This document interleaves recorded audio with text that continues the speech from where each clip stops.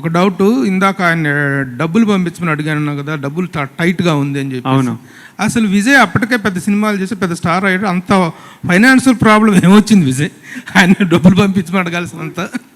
కాదు, మీరందరూ that time your star కదా, బిగ్ స్టార్. I'm star.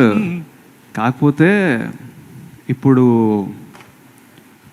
నేను జెన్యున్లీ డబ్బులు చూడడం ఈ లాస్ట్ ఆల్మోస్ట్ ఖుషీ నుంచే చూడడం మొదలుపెట్టా.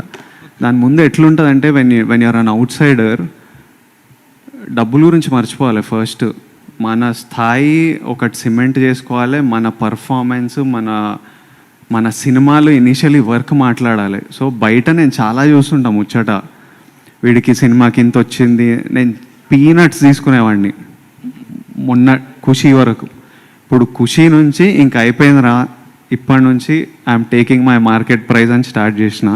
Till then I was taking very little. And then and నేను ఒక్క సినిమాయే చేసేవాడిని, 1 మూవీ ఎట్ ఎ టైం. అప్పటికి కోవిడ్లో సినిమాలు ఆగిపోవడం వల్ల తర్వాత ఆ టైంలో ఇంకెన్ని రోజులు 2 monthsలో స్టార్ట్ అయిపోతుందని తెలిస్తే మేనేజ్ చేసేవాడిని. అది 2 months అవుతుందా, 6 months అవుతుందా, 1 year అవుతుందా తెలియదు. ఖర్చుల తర్వాత అప్పటికి స్టాఫ్ ఇవన్నీ ఎక్కువ ఉంటాయి, చాలామంది మన టీం హ్యూజ్ ఉంటారు స్టాఫ్. సో అండ్ నేను 10 పనులు చేస్తుంటా, క్లోదింగ్ లైన్ అని, ఇదని అదని, ఎప్పుడు 10 పనులు పెట్టుకుంటా. వాళ్ళందరికీ జీతాలు వెళ్ళాలి. సో దానివల్ల. So what is your market price no? ఇప్పుడు మార్కెట్ ప్రైస్ తీసుకుంటున్నావు కదా, కంఫర్టబుల్ మార్కెట్ ప్రైస్. ఎవరికి? విజయ్ గారు నేను చెప్తా.